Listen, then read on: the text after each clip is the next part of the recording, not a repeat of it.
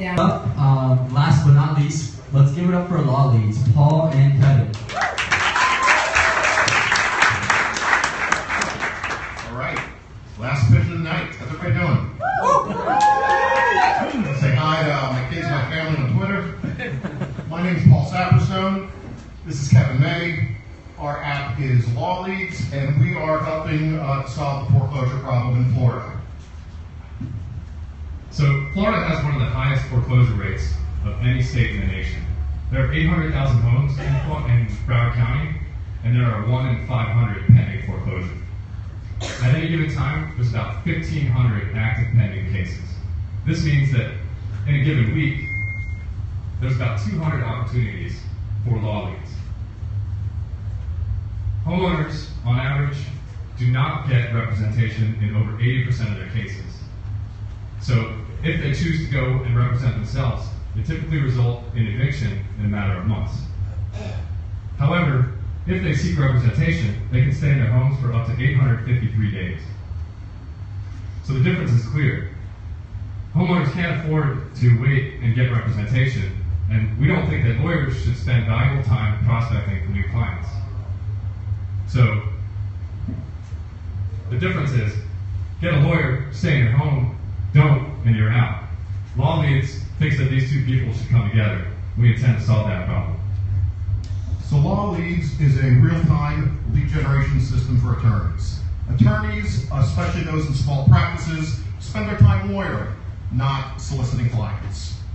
With Law Leads, an attorney can log in from their phone or their computer and see a list of all the foreclosure filings from the prior night. Right here is a list of potential leads for an attorney. They all have an immediate and time-sensitive need for legal representation.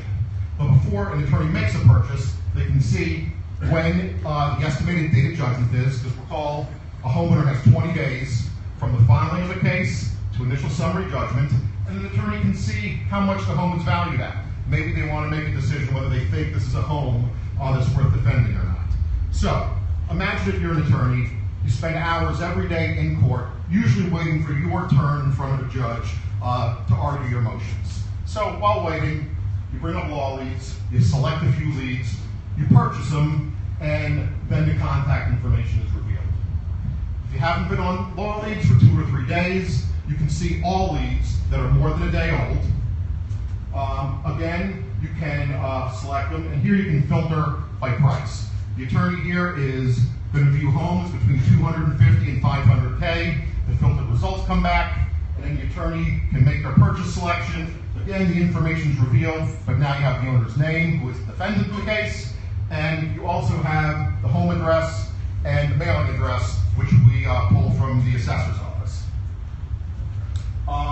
And this is Law Leads. And now Kevin is going to talk about the technology behind Law Leads. So our two prime data sources were the civil court records and the tax assessor site.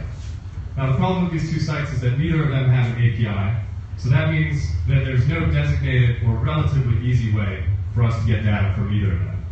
So our solution and our biggest technical challenge was to figure out how to get this data. So we programmed an automated task with a phantom browser that would navigate to these websites and scrape the data that we need to generate each law lead. So here we have a human browser navigating to these sites. And this process is pretty slow. And then in the bottom video, you can see in the foreground, our app in action. Each block of text that's scrolling past is our phantom browser navigating, collecting the data, and getting the address and the property value of each home. So it's obviously much faster. But in addition to doing that, it's simultaneously sending those addresses over to Google Geocode, making sure that we have a valid mailing address, and breaking each address into components so that we can have greater searchability at a later date. So here's a collage of our tech stack that we used. We used a handful of frameworks and gems to expedite our deployment, but most notable were Capybara and Poltergeist, which we just demonstrated in action. They were the most important in our attempt to solve this problem. So what's next for Law Leads? We'd like to develop the application a little more to get it to more of a go-live state where we can test run a few attorneys for free. We'd like to expand the data set, Palm Beach and Dade County, And we'd also like to leverage the data that we do have and expand it to additional professional verticals. Potentially you can see the use for bankruptcy attorneys, real estate agents, even moving companies. There's a lot we can do with this data. So, my name is Paul Saperstone. Prior to coming to Wyncode, I spent most of my professional career in the financial markets. A lot's changed in the markets in the last 10 years, and I'm excited to take the skills that I've acquired here and either return to that position or maybe more interesting, look for a position in fintech where I can apply both disciplines. My name is Kevin May. I have a business degree from Flagler College. I came to Wyncode to accelerate my self-learning, and I also wanted their guidance in translating my diverse experience into a software engineer career. Thank you, guys.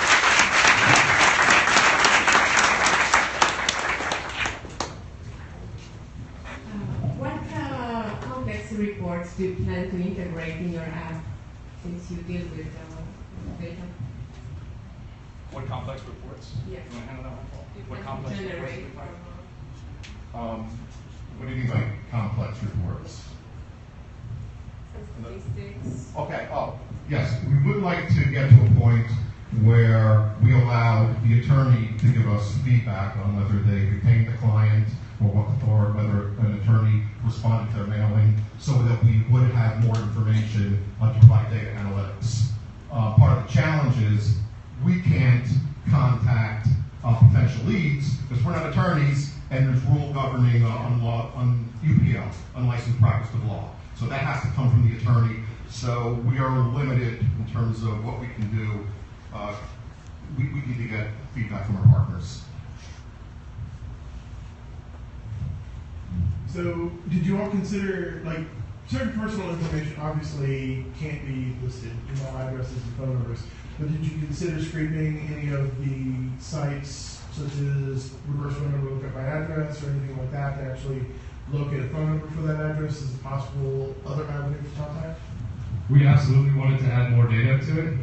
We focused on these two sites because this was the first niche that we wanted to focus on, and we were hoping to expand from there. Once we got the browser working, we think that we'd be able to, especially the way we work together, we think that we'd be able to translate that over to scrape other sites and try to get more data. I mean, I think obviously that would be ideal than the model, because then it would be literally a zero-cost application for the attorney, not having to mail things out. But we're using publicly available data. We're not really in a position necessarily to do that, although we would love to be able to do that, obviously, and then reuse it for other verticals. So on the technical side, did you consider anything around the synchronicity of multiple users in the app? So, for example, one user goes in, and both of us are logging on this and waiting for our turn at the courthouse, right? And you chose the same one, I chose the same one, or somebody outside of this app picked that one up while you weren't looking. Did you think about that or figure out how you handle it, or are you handling it? We did think about that. We don't have exclusive leads in our app right now, so we think that if more lawyers wanted to contact that person, that's good. We probably set a limit on how many we expose those leads to. Obviously, we don't want to oversaturate them. So you would let two people purchase the same lead and then just go after it? Absolutely. Right now, we keep it at a minimal pricing structure right now, but we thought about pricing for exclusivity or even having a limited auction window, where maybe in the first 12 hours we can let the market price set the cost of the lead. Okay, great. Thank you.